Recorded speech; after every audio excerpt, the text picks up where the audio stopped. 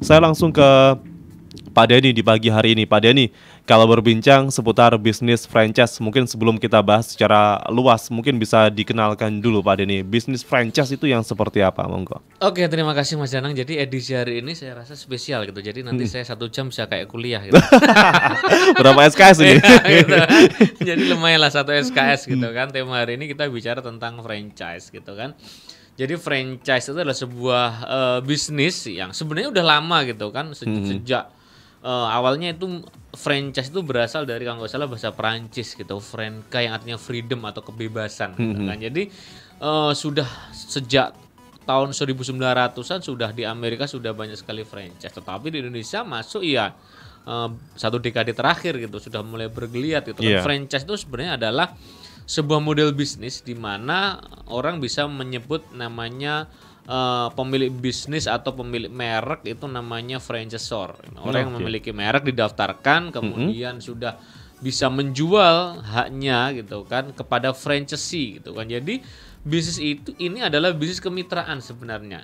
Jadi ketika kita mau menjalankan sebuah bisnis tetapi kita tidak mungkin memulai dari nol gitu kan. Kita pingin bisnisnya sudah settle, sudah jalan, brandingnya sudah bagus, ya kita membeli hak waralaba saja gitu kan. Nah, kita membeli hak waralaba atau istilahnya kita menjadi franchisee.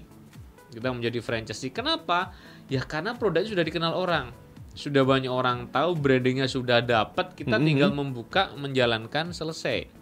Nah, itu adalah kelebihannya, tetapi juga banyak sekali sebenarnya kita hari ini tidak hanya ngomong keuntungannya saja. Kita juga ngomong kekurangannya gitu kan, kekurangannya franchise-nya. Jadi intinya bahwa ketika kita mau memulai bisnis waralaba ya pastinya kita harus melakukan layak enggak gitu dibawa ke tempat kita gitu kan. Jadi kenapa? Karena yang namanya franchise itu setiap perusahaan, setiap pemegang hak waralaba itu memberikan aturan yang berbeda-beda. Ada perusahaan yang biasanya franchise fee-nya mahal gitu kan, dan franchise fee itu harus dibayar setiap tahun atau setiap 5 tahun yang paling umum gitu kan, setiap 5 tahun sekali gitu kan. Kemudian nanti ada sharing profitnya, itu juga seperti itu. Seperti kalau kita sebenarnya franchise itu lebih banyak ke produk-produk food and beverage. Nah, jadi produk-produk food and beverage rata-rata memang banyak sekali di franchise kan gitu kan. Kalau di Tulungagung banyak sekali produk-produk fast food dari luar negeri yang ada di Tulungagung gitu kan. Itu ya franchise semua gitu kan. Nah, ada juga franchise itu yang model-modelnya semua SDM-nya dikelola oleh manajemen.